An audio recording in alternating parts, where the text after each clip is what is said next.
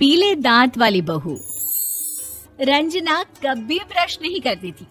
उसे कितनी बार उसके माँ बाप ने डांटा, लेकिन उसका कोई असर उस पर होता ही नहीं था, जिस कारण से उसके दांत पीले पीले हो जाते हैं। शादी के बाद। अरे बहू, वैसे तो तुझ में कोई कमी नहीं है, पर तेरे दांत इतने पीले कैसे हैं बेटा? कैसे मतलब? कोई सर्जरी थोड़ी ना कराइए। वो तो क्या नाम, मैं ब्रश नहीं करती थी तो पीले हो गए। अब क्या करूं? आप कहें तो लाल करवा लूं या फिर काले? यार ये क्या है, क्यों माँ से लड़ रही हो? लड़ रही हूँ? अरे मैं लड़ रही हूँ या ये बोल रही है कि दांत पीले हैं, पीले। अरे तपस्या थोड़ी ना की है इन्हें पीले करने के लिए। बकायदा ब्रश नहीं किया है 20 साल तक, तब जाकर। छी, कैसी बात कर रही हो? ये उस वक्त तो पीले नहीं थे जब हम लोग तुम्हें देखने आए थे। अरे तब साफ करवा लिया होगा डेंटिस्ट के पास जाकर। अब देखो कैसे पीले पीले लग रहे हैं। रंजना सास की तरफ गुस्से से देखती है। फिर शुरू हो गई पीले पीले पीले। अरे पीले तो तब भी थे जब मेरे हाथ का रसगुल्ला उड़ा उड़ा कर खा रही थी और बोल रही थी, लड़की नहीं गुणों का खजाना दे रहे भाई साहब आप। खैर, अब वो लोग करते भी तो क्या करते, पीले दांत वाली बहू पल्ले पड़ी थी तो झेलना तो था ही। एक दिन कीर्तन में रंजना गाना गा रही थी। अरे कमला बहन, माँ का द्वार है, यहाँ तो सब शुद्ध होकर आते हैं, फिर अपनी बहू को ब्रश भी नहीं करवाती तुम। दूर से पीले पीले दांत भक्ति में बाधा उत्पन्न कर रहे हैं। अरे कोई 2 साल के बच्चे थोड़ी ना लेकर आई हूँ मैं बहू बनाकर। अच्छी खासी लड़की है, अरे कैसे करवाऊं ब्रश? ये तो उसे खुद करना चाहिए ना। अब माँ बाप तो इसके जैसे तैसे निपटा दिए, ये नहीं सोचा कि सास कैसे संभालेगी। सास बहू को लेकर घर आ जाती है, लेकिन सोच लेती है कि अब इसे लेकर कहीं नहीं जाएगी। अगले रोज बहू कहती है, अरे क्या हो गया, मंदिर नहीं जाना क्या? कीर्तन का वक्त हो रहा है। मेरी मधुर वाणी से कान्हा जी जागते हैं और सोते हैं। आप तो जानती है ना उनकी भक्ति में कितना मन लगता है मेरा। वो क्या है ना, तबीयत ठीक नहीं लग रही है मेरी, आराम करूंगी मैं। तबीयत ठीक नहीं लग रही? अभी तो मिथुन के गाने पर नाच रही थी आप, और अब बोल रही है कि तबीयत ठीक नहीं लग रही। अरे भक्ति में मन लगा लो सासू माँ, ऊपर जाना है, क्या मुंह दिखाओगी आप? हाँ? सास को बहू की बात पर गुस्सा आ जाता है।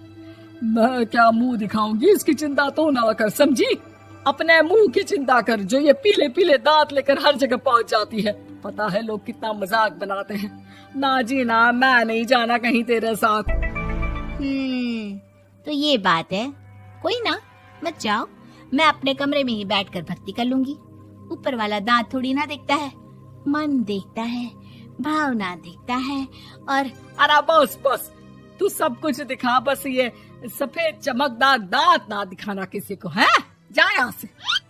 बहू को सास की बात का कोई फर्क नहीं पड़ता, वो तो जैसी थी वैसी ही रह जाती है। सुबह नहाकर किचन में खाना बनाना, फिर खाना खाना, कीर्तन भजन करना और सो जाना। एक दिन, माँ जी मैं सहेली के घर जा रही हूँ, शाम को लेट आऊंगी। हाँ, तो जाना, मैंने कौन सा तेरी आरती करनी है घर पर बैठकर। रंजना सहेली के घर जाती है, जहाँ वो पार्टी में जाने की तैयारी कर रही होती है। अरे शिखा, कहाँ जाने की तैयारी कर रही है? मैं गलत वक्त पर आ गई क्या? अरे नहीं यार, उल्टा सही वक्त पर आई है। मैंने ये साड़ी और ज्वेलरी निकाली है यार, शाम को इनके ऑफिस की एक पार्टी में जाना है। बताना कैसा लग रहा है ये सब? नहीं यार, इस ड्रेस के साथ तो वो वाली ज्वेलरी अच्छी लगेगी। हाँ, सही बोल रही है, मैंने ध्यान ही नहीं दिया। वैसे तो हमेशा से मस्त फैशन सेंस रखती है। तो बड़ा जाती होगी ना पति के साथ पार्टी में। रंजना कुछ नहीं बोलती, बस सोचती है कि यार काश ये बात सही हो जाती, पर मैं क्यों नहीं जाती पार्टी में? क्या इन लोगों की कोई पार्टी होती नहीं होगी? रंजना घर आती है और रात में पति से सवाल करती है, एक बात बताइए, आप मुझे किसी पार्टी में क्यों नहीं ले जाते? क्या आपके यहाँ ऑफिस में पार्टी नहीं होती?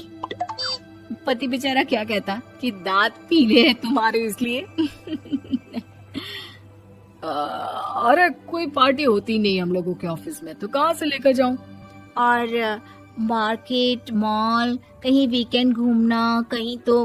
अरे यार सारे हफ्ते में एक छुट्टी मिलती है, तो सोचता हूँ कि आराम ही कर लूं। क्यों? रंजना मन मार के रह जाती है। पहले कभी सास के साथ मंदिर जाया करती थी, लेकिन वो भी सास ने ले जाना बंद कर दिया। घर बैठी बैठी रंजना बोर हो जाती है। तभी उसे आइडिया आता है और वो मायके जाने का सोचती है। सासू माँ, 2 दिनों के लिए मम्मी के घर जा रही हूँ। अच्छा ठीक है, आराम से जा। और हाँ, माँ से कुछ अच्छी आदत सीख कर आना कि कैसे शरीर के हर भाग की तरह दांतों की सफाई भी जरूरी होती है, समझी? शुरू हो गई ना आप। वो लोग आपकी तरह नहीं है कि छोटी छोटी बात का बतंगड़ बना दे। उन लोगों के लिए मैं मायने रखती हूँ, ना कि मेरे पीले पीले दांत। रंजना माँ को बिना बताए उन लोगों को सरप्राइज देती है, लेकिन जैसे ही वो दरवाजे पर पहुंचती है, अंदर देखती है कि घर वाले कहीं जा रहे होते हैं। अब माँ, काश रंजना दीदी के दांतों वाली प्रॉब्लम नहीं होती, तो वो भी हम लोगों के साथ चलती ना बुआ जी की बेटी की शादी में। हाँ बेटा, लेकिन अब उसे कौन समझाए कि उसको उसके पीले दांत नहीं दिखते, लेकिन उसके आसपास के लोगों को कितना एम्बैरेसिंग फील कराते हैं। मुझे तो कितनी बार उसके स्कूल की टीचर ने शिकायत की कि उसके साथ कोई लड़की बैठना भी नहीं चाहती, और ना ही कॉलेज में कोई उससे बात करना चाहता था। लेकिन पता नहीं क्यों उसे ये बात समझ में ही नहीं आती।